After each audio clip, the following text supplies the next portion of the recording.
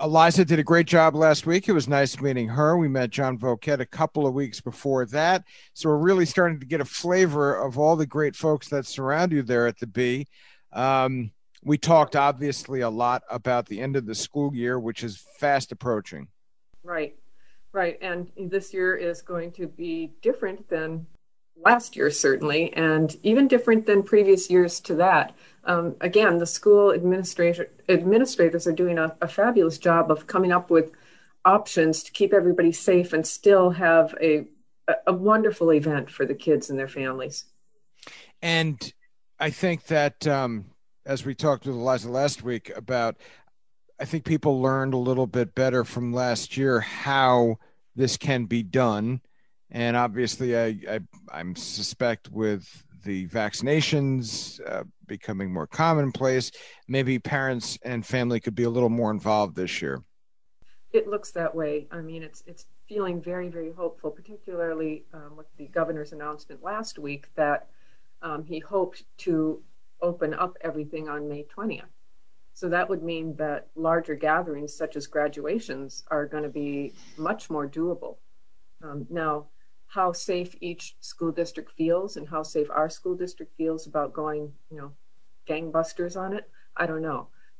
Right now they're still planning an outdoor event if they can, which is obviously the safest way still to go. Nancy, are people still getting sick in town? People are still getting sick in town. We do have cases.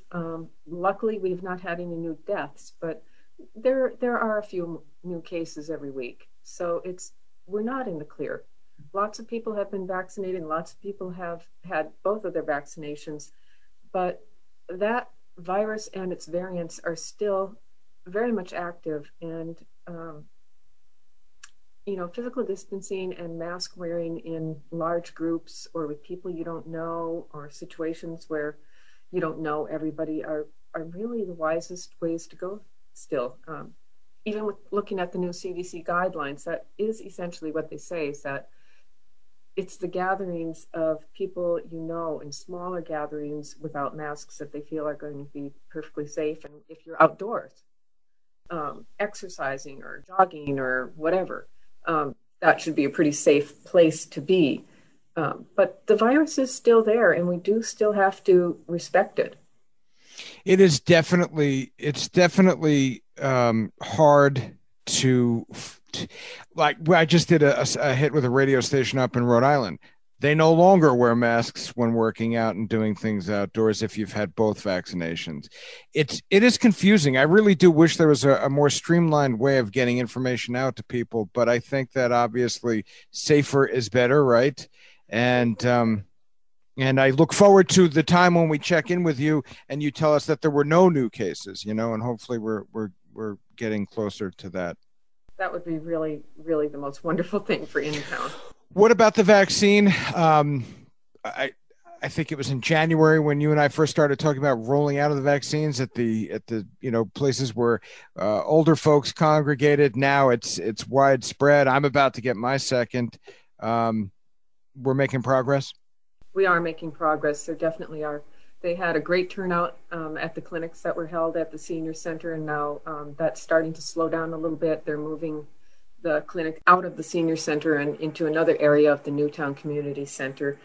People should call the town or check with cdc.gov if they need to schedule an appointment still for either of their vaccinations.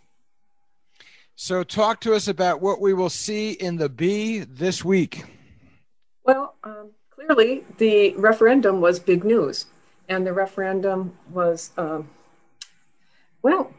kind of disappointing in a lot of ways. The budgets both passed, municipal and education, as did the authorizations of the millions of dollars for emergency communications update to their equipment, nearly $4 million to complete the Sandy Hook Permanent Memorial, another $1.5 million for upgrades at the Reed Intermediate School. That said, only not even 9% of the qualified voters turned out at the referendum. Yeah, it was a gorgeous day. It's puzzling. This is something that really, really affects every citizen.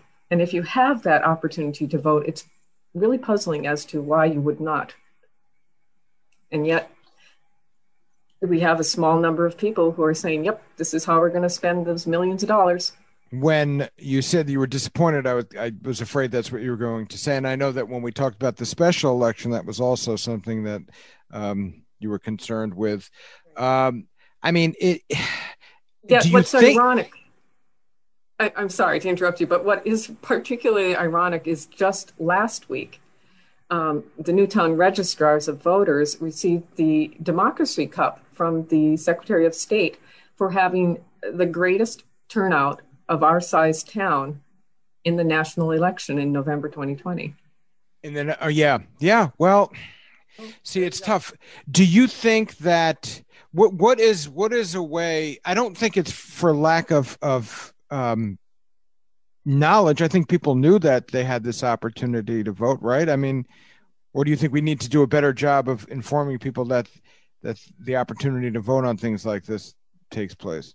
This has kind of become almost a tradition in the town, is complaining that people don't turn out for the vote.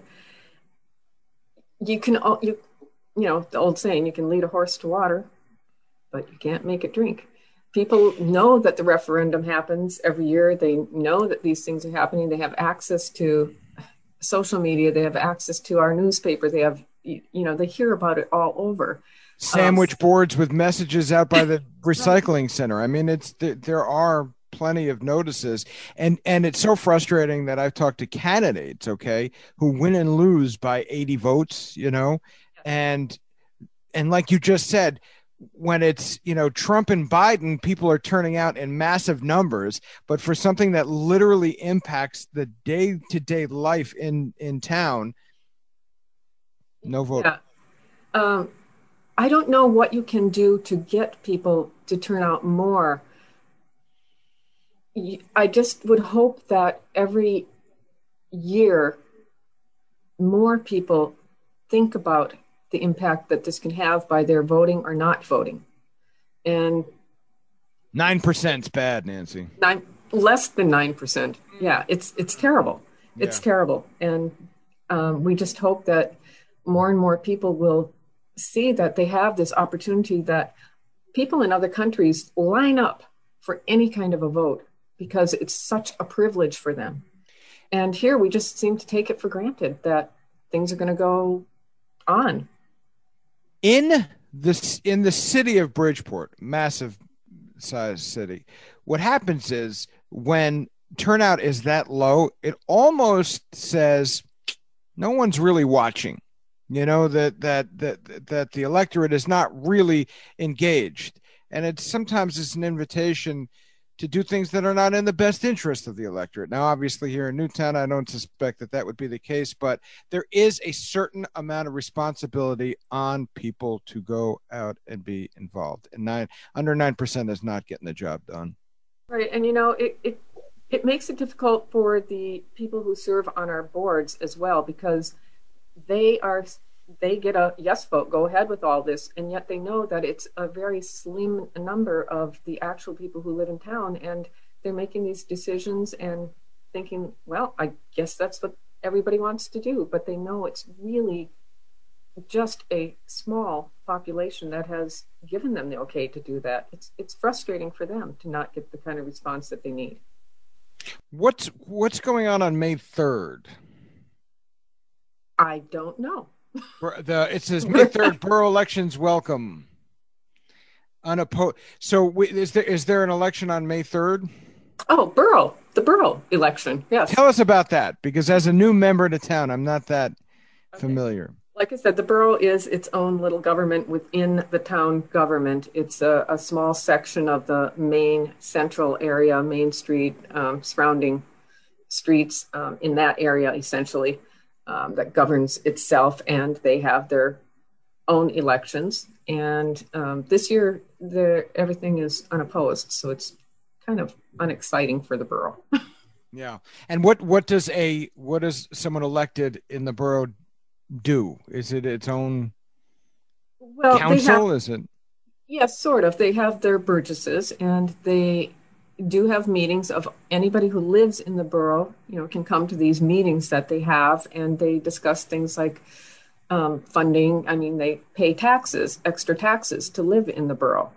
And those taxes go towards things like sidewalk upkeep, putting in sidewalks, just general upkeep of the area, and any legal things that may come along, such as zoning.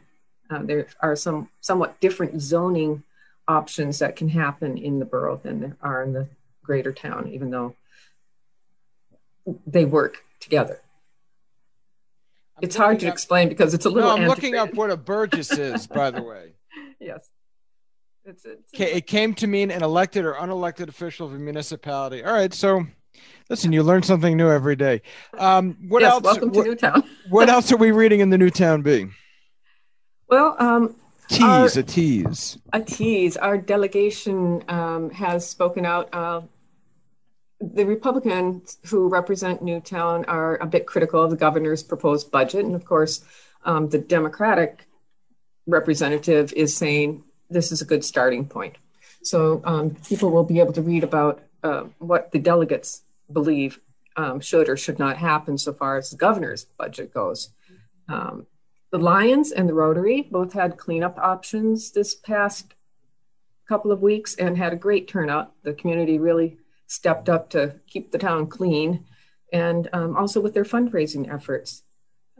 People are going to read about Rocky, who is one of the second governor's horse guard, long time horses who unfortunately passed away recently. And the governor's horse guard also made a interesting donation to the Victory Garden. New Arts is going to have a Zoomsicle instead of a musical for kids to take part in. What is it? Summer. It's a Zoomsicle. They okay. Have a live performance, in other words. All but right. There will be opportunities for kids to take part in the New Arts Diary of a Wimpy Kid. I've been impressed, Nancy, with how even during shutdown, even during lockdown over the last year, all these organizations have managed to have these kids practice and go through, all the different setups, I guess, and they still pull these plays off, whether they're virtual or right. Like this year, socially the distant. Newtown High School Drama Club is well known for its amazing musicals that it puts on each spring, and they have two performances coming up.